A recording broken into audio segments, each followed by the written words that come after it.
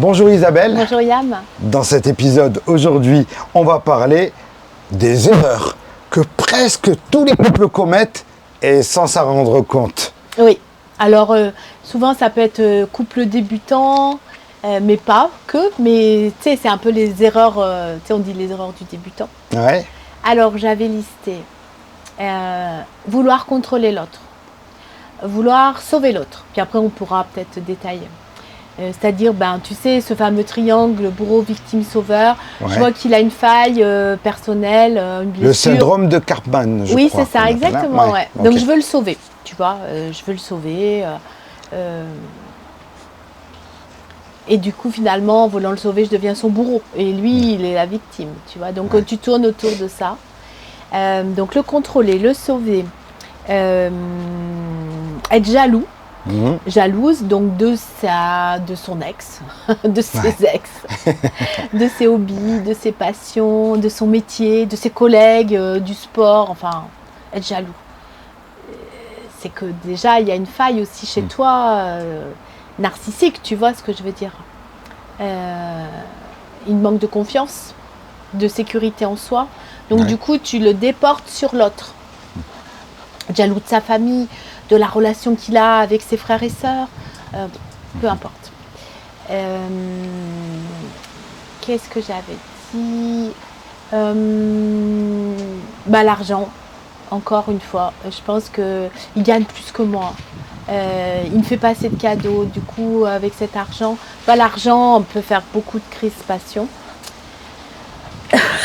Ne pas en parler surtout. Ne pas en parler de l'argent. Jouer à celui qui souffre le plus, j'ai vu aussi. Ouais, mais moi j'ai eu une enfance difficile, donc si je me comporte comme ça, c'est parce que j'ai beaucoup souffert.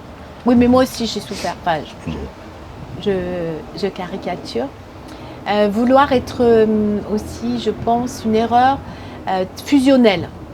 Tu vois, tu sais, le couple 1, c'est-à-dire on n'est plus 1 et 1, tout est ensemble, on doit être ouais. aligné sur le moindre détail, sur tout. Tout, pareil. On fait tout ensemble, on est toujours ensemble, on voit les mêmes personnes, on a les mêmes passions. Les mêmes points de vue. Les mêmes points de vue. Les mêmes affinités. Ouais, on travaille ensemble, au pire, et donc...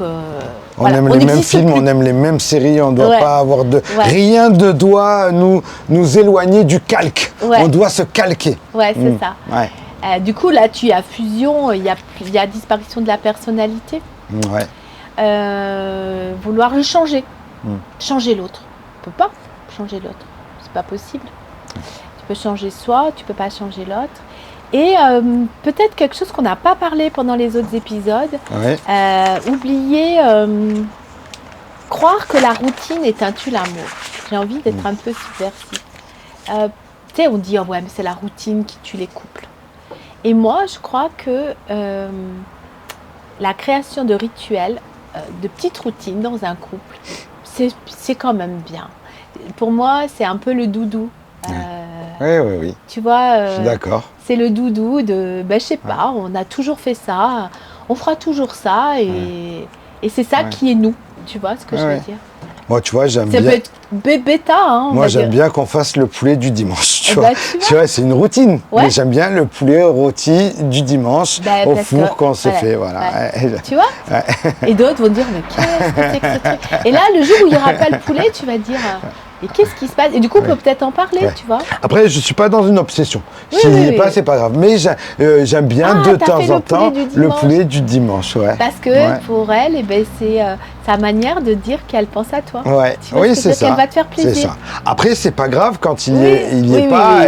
Parce qu'au moins, son manque recréera de l'engouement à son retour, au retour du rituel. Oui, c'est pas grave si des fois le rituel a jumpé. Exactement. C'est pas très grave, mais j'aime bien qu'il revienne. Ouais, voilà, qu'il revienne de temps en temps. Tu vois, je trouve que c'est une attention discrète, c'est une petite douceur. Et on dit beaucoup, mais la routine, ça tue les couples. C'est sûr que si c'est... Et pourquoi pas? Je veux dire, il y a peut-être des couples, ils aiment tout le temps faire la même chose tous les dimanches.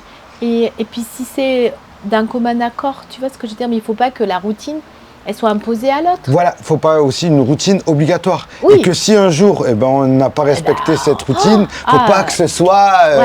voilà. Ouais. Je crois que c'est pas un drame. Les erreurs, tu vois. Ouais. Et puis pas exister sans l'autre, pas avoir il y a des couples qui n'ont chacun pas de... Les membres du couple, alors des fois c'est un, pas forcément les deux, ils n'ont pas de choses qui les animent personnellement. Et puis savoir que tu peux être seul en couple. Je trouve que ça c'est intéressant. Tu vois, c'est-à-dire avoir des moments où je peux m'isoler. Je suis en couple, mais je suis en couple, comme tu disais, c'est le dimanche. Je suis en train d'avoir ce moment de solitude avec moi-même, mais c'est pas pour autant que ça va déranger l'autre, quoi. Ouais. Laisser l'autre d'être seul. Avoir sa bulle. Ouais, c'est ça, avoir sa bulle, ouais. Et pas empêcher la liberté. Voilà, aussi une erreur, c'est de vouloir calquer l'autre selon c'est un peu la fusion, mais empêcher l'autre d'être qui il est. Parce que déjà, l'autre, il ne sait peut-être pas même forcément qui il est. C'est lui laisser la possibilité de se découvrir et de s'identifier. Dans les erreurs, par exemple, on peut avoir aussi également... T'en verrais d'autres, toi, Yann ? Non, moi, je trouve l'image assez claire. Après, dans d'autres exemples... non, je pense juste les sujets, ne pas imposer aussi à l'autre des sujets de couple, hein, comme si c'est pas l'heure pour un d'aborder certains sujets. Oui, de respecter. Tu vois, voilà, de respecter, où l'autre en est aussi dans son chemin. Voilà, je pense. Après, non, il y avait les préférences aussi. C'est-à-dire qu'on peut avoir des préférences différentes. Par exemple, je te donne l'exemple, nous, qui est flagrante, c'est du cinéma. On a des préférences communes et puis des préférences opposées. Et donc, du coup, je laisse l'autre vivre sa préférence de cinéma s'il a envie de la vivre. Ouais. Et par contre, on a nos préférences communes. Nous, on aime regarder les films ensemble. Ouais. Ça peut être toutes préférences alimentaires, préférences de se coucher tôt le soir ou tard le soir. Exactement. Ouais. Tu vois, et ça, des fois, ça peut poser problématique.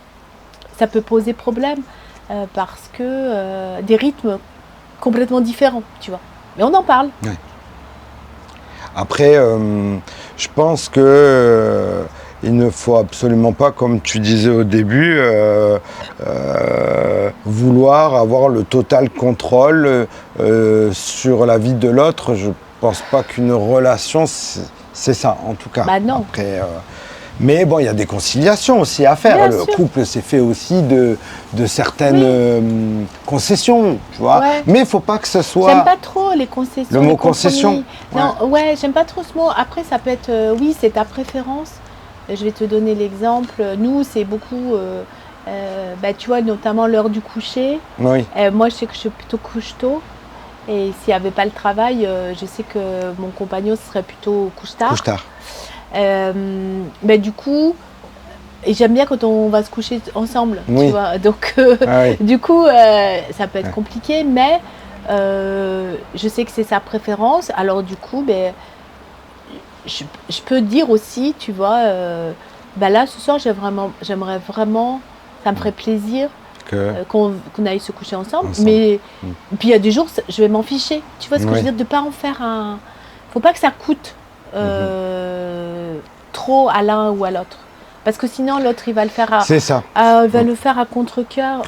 Je pense qu'il faut aussi, des concessions qui passent. Voilà, c'est ça, qui pas très grave. C'est pour ça, moi, par exemple, je vais...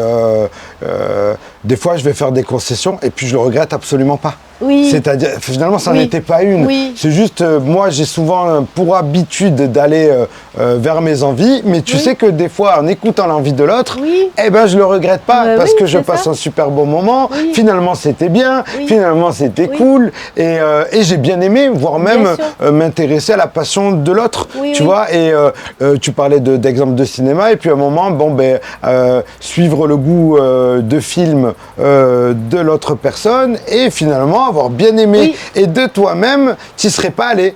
Et finalement, c'est grâce à l'autre que tu passes ce bon moment, ou que tu découvres des choses aussi, comme les passions qui ne sont pas communes. Et ben, à des moments, tu finis par un peu t'y intéresser et tu ne regrettes pas de t'y être intéressé. Tu vois, ça t'a bien plu en fait, mais tu n'y serais pas allé de toi-même vers, tu vois, à la base. Mais il ne faut pas que ce soit contre le cœur, j'ai envie de dire. Voilà, pas contre cœur. Et savoir écouter et dire quand c'est non.